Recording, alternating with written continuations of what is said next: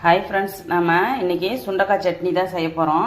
அதுக்கு தேவையானது நம்ம சுண்டக்காய் கொஞ்சம் பறிச்சுட்டு வந்திருக்கிறோம். இது ஒரு 30-40 காய் அந்த மாதிரி இருந்தாவே போதும். நம்ம சட்னிக்கு அதிகமாக போட வேண்டாம். இதில் நம்ம எப்பவும் போல் தேங்காய் அந்த மாதிரி வெங்காயம் இதெல்லாம் போடுவோம். இதெல்லாம் க்ளீன் பண்ணிவிட்டு நான் காட்டுறேன்.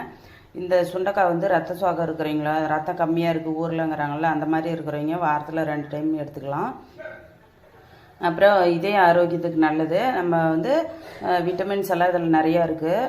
அப்புறம் நோய் எதிர்ப்பு சக்தி அதிகமாக இருக்குது. அதனால் நம்ம சுண்டக்காய் கிடைக்கும்போது இந்த மாதிரி சட்னி குழம்பு இந்த மாதிரிலாம் எடுத்துக்கலாம். நம்ம வாங்க க்ளீன் பண்ணிவிட்டு சட்னிக்கு என்ன தேவையோ அதை போட்டு சட்னி செஞ்சுக்கலாம். செய்யும்போது காட்டுறேன்.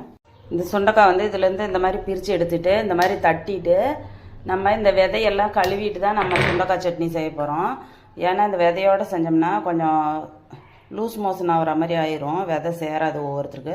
அதனால் இந்த மாதிரி உடச்சிட்டு வாஷ் பண்ணிவிட்டு தான் நம்ம அரைக்க போகிறோம். எல்லா விதையும் போகாது, கொஞ்சம் பாதி அளவு விதை இருக்கும் இதில். ஆனால் ஓரளவுக்கு விதை கொஞ்சம் கம்மியாக எடுத்துக்கிறது தான் பரவாயில்ல. அதிகமாக எடுத்துக்கிட்டோம்னா ஒவ்வொருத்தருக்கு சேராது. அதனால் நம்ம இது க்ளீன் பண்ணிக்கலாம். இந்த மாதிரி இது சுகர் பேஷண்ட்டுக்கும் ரொம்ப நல்லது. அதனால் கிடைக்கும்போது இந்த மாதிரி வாரம் 1 டைம் 2 டைம் அந்த மாதிரி எப்படி முடியுதோ அப்படி எடுத்துக்கணும்.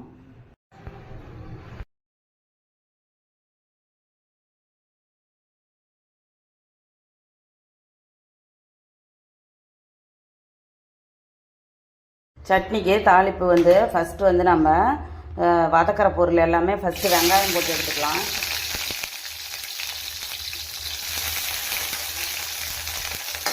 ஏன்னா வெங்காயம் சட்னியில் கடைசியாக தான் போடுவோம். அதனால் இதை முன்னாடியே வதக்கி தனியாக எடுத்து வச்சுக்கலாம். மீதி பொருள் எல்லாம் ஒன்றாவே சேர்த்தே வதக்கலாம். அது மிக்ஸ் ஆகிட்டாலும் ஒன்றும் பிரச்சனை இல்லை, அரைச்சிக்கலாம். இது வெங்காயம் தனித்தனியாக பிரித்து எடுக்கணும். அதனால் இது வதக்கி தனியாக எடுத்துக்கிட்டோம்.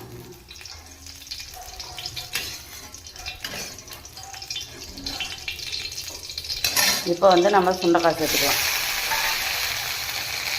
சுண்டைக்காவை நல்லா வெள்ளை கலர் வர அளவுக்கு வதக்கணும். அந்த மேலே நல்லா பொரி பொரியாக வரும், அந்த மாதிரி வதக்கணும்.